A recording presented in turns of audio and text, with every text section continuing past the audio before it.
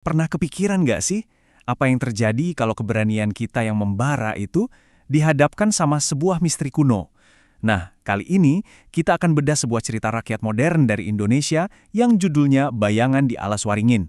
Percaya deh, ceritanya seru dan pelajarannya dalam banget. Oke, jadi ini dia nih pertanyaan utamanya. Di sebuah hutan yang udah tua banget, tiba-tiba muncul sesosok bayangan yang misterius. Ini pertanda apa? Dia mau apa sebenarnya? Yuk kita cari tahu bareng-bareng. Cerita kita berlatar di tahun 90-an di sebuah desa kecil di Jawa Tengah. Nah, desa ini letaknya persis di sebelah hutan kuno yang angker, namanya Alas Waringin.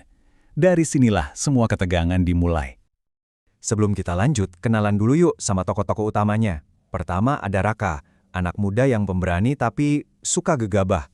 Terus ada Sekar, sahabatnya, yang jadi suara akal sehatnya Raka.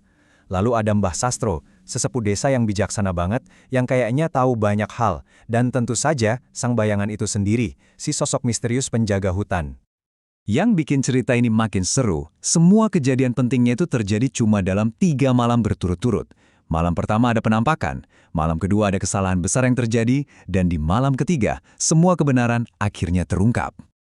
Jadi setelah penampakan pertama yang bikin geger, Mbah Sastro langsung ngasih petuah penting ini.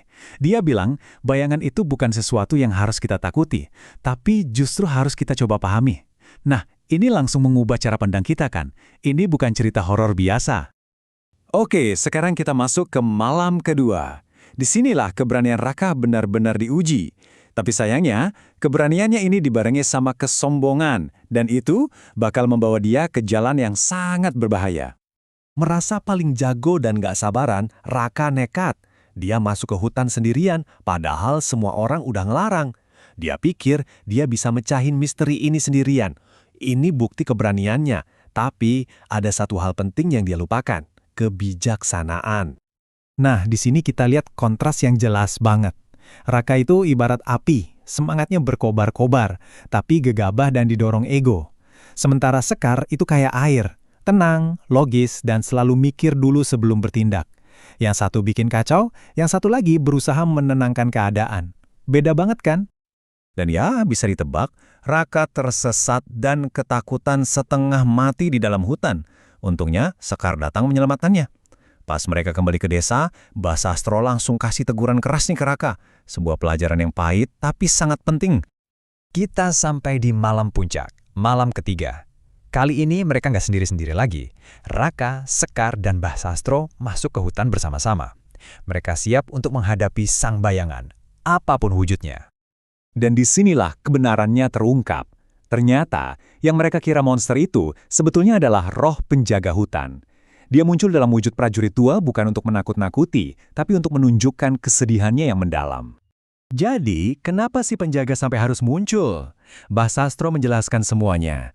Ternyata, tanpa sadar, warga desa udah mulai merusak hutan. Jadi, kemunculan si penjaga ini sebetulnya adalah sebuah bentuk kesedihan, sebuah peringatan halus, bukan ancaman. Akhirnya semuanya jadi jelas. Konflik ini ternyata nggak bisa diselesaikan dengan adu kekuatan, tapi dengan pemahaman.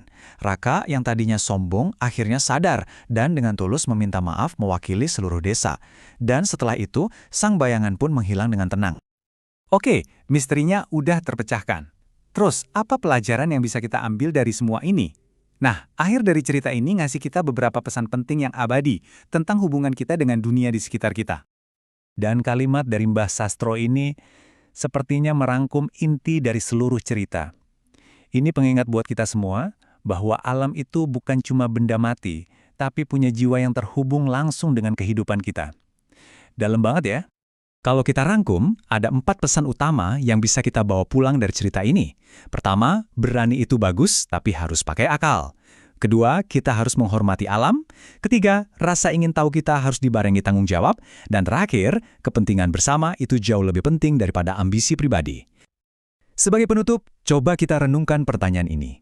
Jangan-jangan, di dunia kita sekarang ini, ada banyak penjaga lain yang lagi berusaha memberi kita peringatan, tapi kita gagal memahaminya.